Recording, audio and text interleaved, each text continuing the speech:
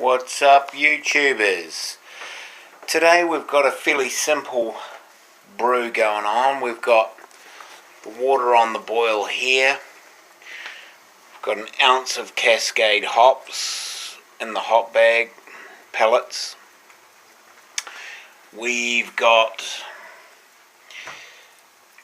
Cooper's Australian Pale Ale kit and light unhopped malt extract, and last but not least, our favourite yeast, US-05. She a good brew, she is. So let's get on with it. We're just waiting for this water to boil. And I think, by the looks of things, it's boiling. So we need to turn that down some.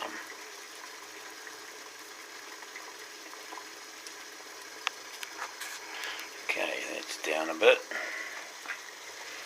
We'll dunk here.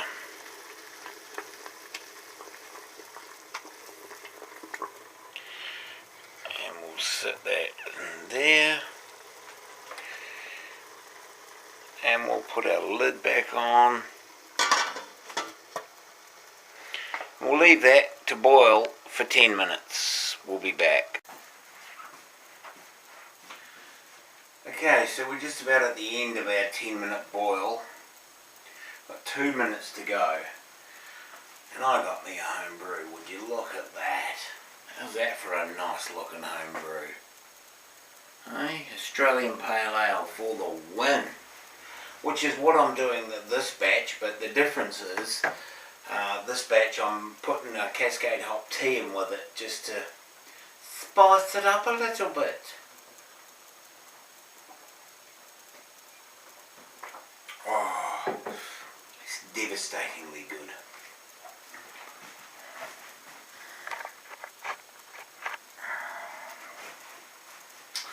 So, what we need is the good old trusty can opener.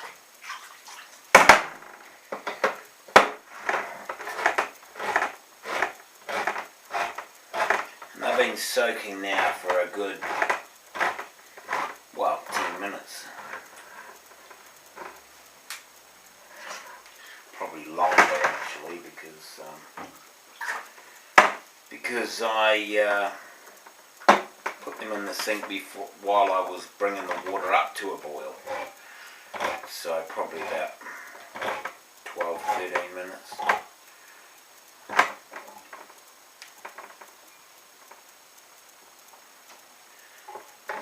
Those labels.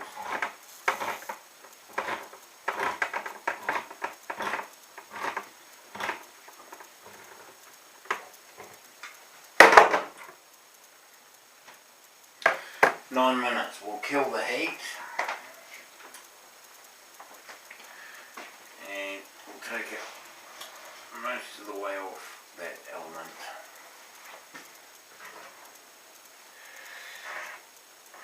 Put these puppies in together.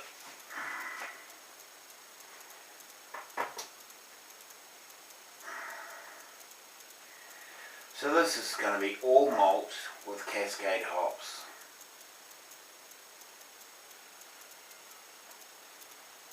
And let me show you an easy way to not get your temperature too high doing this.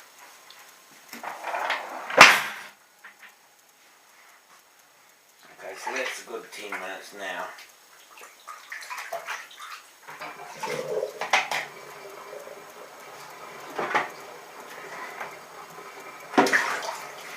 Set that on cold water.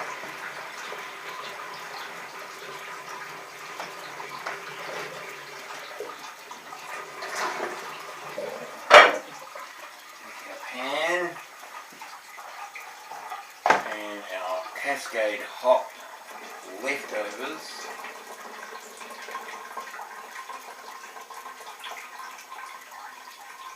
You don't have to be terribly fussy with this. 10 or 20 mils is not going to make a difference in 2 litres. So, what I do is I tip the hop tea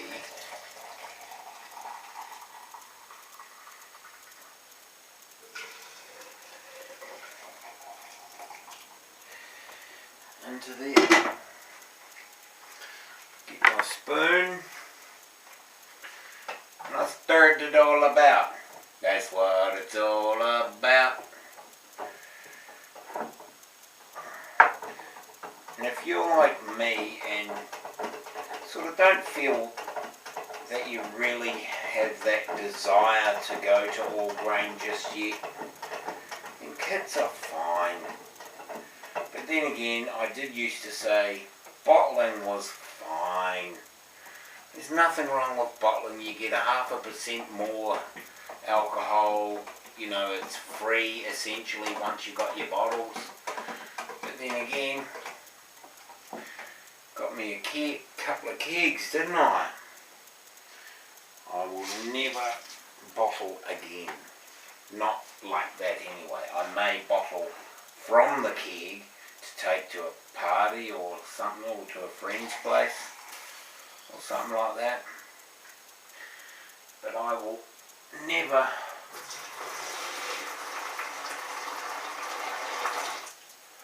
do the old bottle setup again.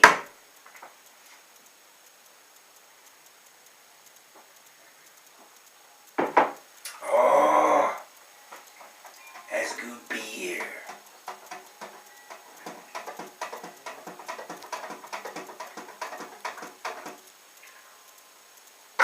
And I pour it over the lid. So like, when I'm pouring it, I pour it that way so that the hot water goes across the lid, takes the last little bits from there. Not that it's over the top important. I mean, I've done batches where I haven't even rinsed the can out and it's still turned out relatively close to the same ABV.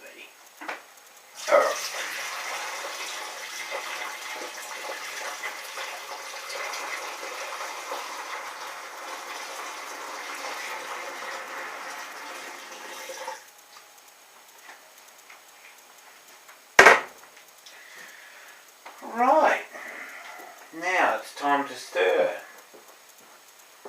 Stir all that malt in.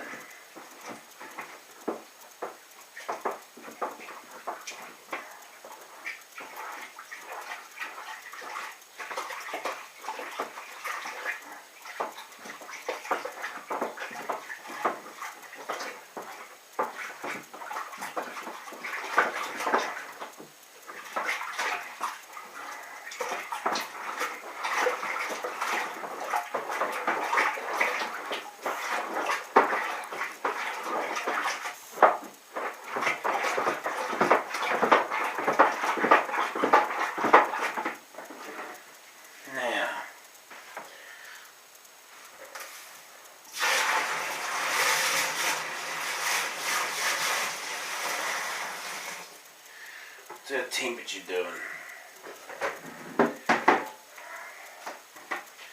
What's our temperature doing? And you can smell the Cascade in there. It's not over the top, but then I don't like a double IPA to me is, it's a bit much for my palate, being that I've only just started using hops in the last few months. So a double IPA, although it's nice,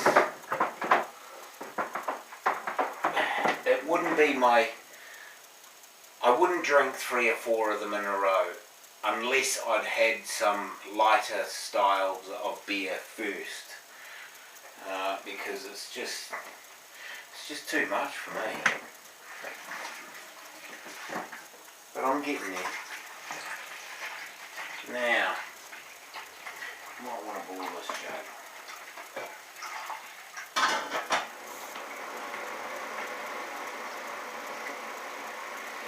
Does that temperature say 32.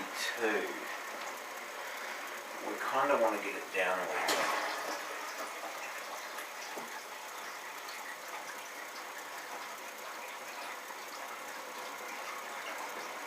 Oh my goodness, that's good beer.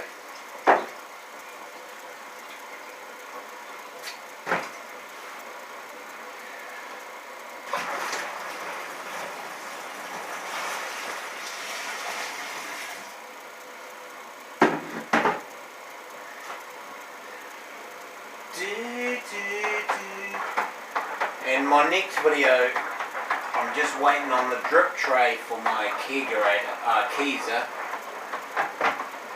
and I'm not doing a how to build a Kegerator thing, because to be honest, they're not really all that difficult to build. It's like anything, if you know how, it's not too hard. But yes, but I will be putting a start to finish Kegerator project. It'll have some bits of me spray painting the original freezer. It'll have photos of the start through to the end.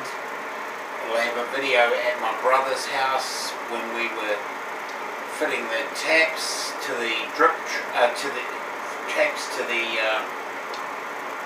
collar, the Remu collar, and right, what's that temperature? Still at 32, so we'll go a bit more.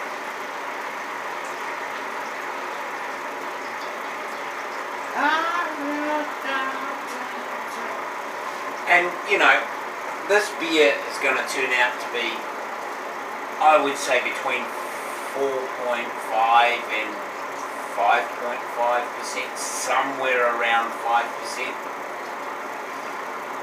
So it's not going to be a real strong beer, but I've learned that you get to drink a bit more if it's not so strong.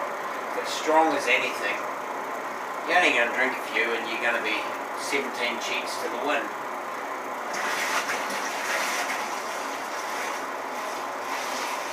Whereas if you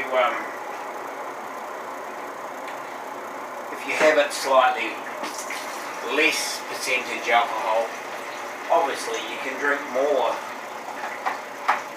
and it's a little bit more sociable, I think. Not to mention that my rotation of kegs, I've only got 2 kegs at the moment, so the rotations are, a keg will last me pretty much a week. 19 litres will last me a week, because I share a bit with my friends and what have you. And by that stage, my other keg is carbonated and has been sitting for a couple of days at serving pressure. So it's all good and settled out and everything like that. So if I was to get a 3rd keg, where is my mark? Oh, 25, 24, 23. Oh, yeah.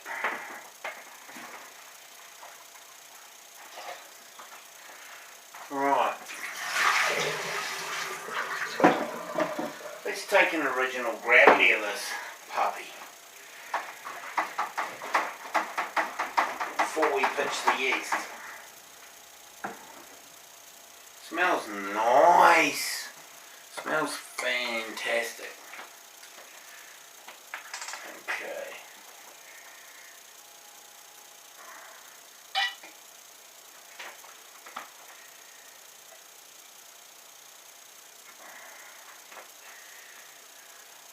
I'm guessing around 1.045 to 1.050. See how close I am. Holy shit. That is 1.054. Well, that's a little bit more than I actually expected, although I should have realised that this is not equivalent to a kilo of dextrose or anything like that, because it's 1.7 kilos of unhopped light malt extract.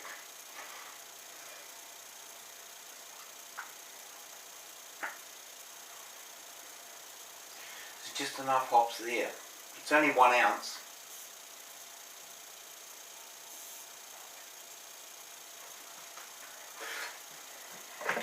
It's actually going to be a bloody nice beer, even if I do say so myself.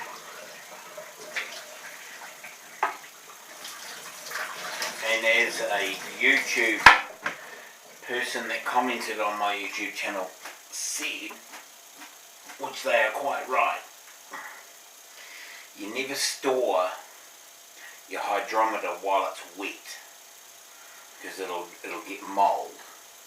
So what I do is I put it in the hot water cupboard for, half an hour or something.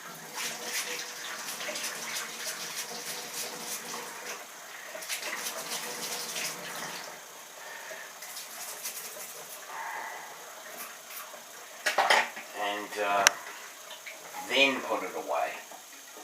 So I'll just assemble that, put that together, because I've got to take it into another room.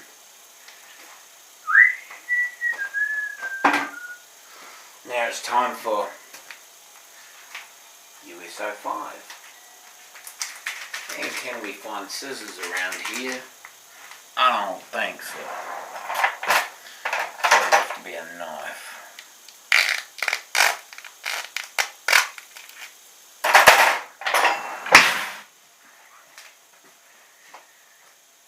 And I just dump it in one spot. It doesn't have to be spread all around. You're going to mix it in anyway. So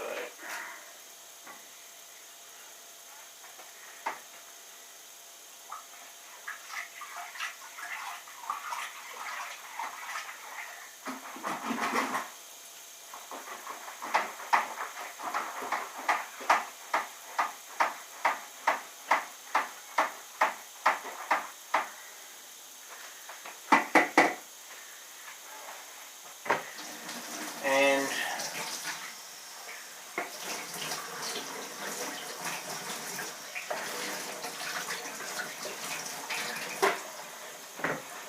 that is pretty much it in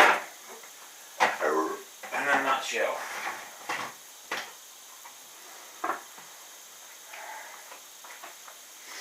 So do look out for my my YouTube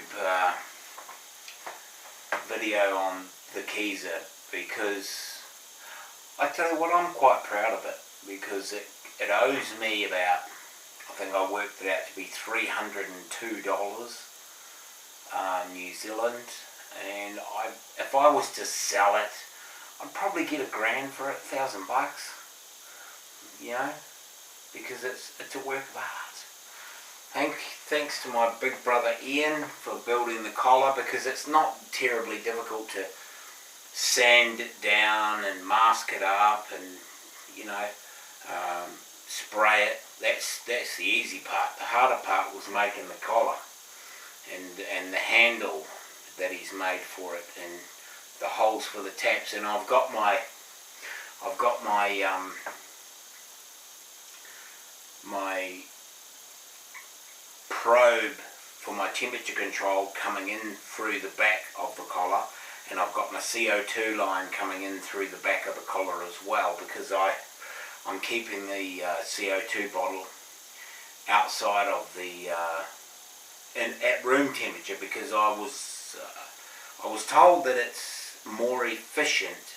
It's not so much the end product will be any different, it's just you'll use less CO2 if it's at room temperature than you will if it's chilled. So anyway, cheers and drink good beer.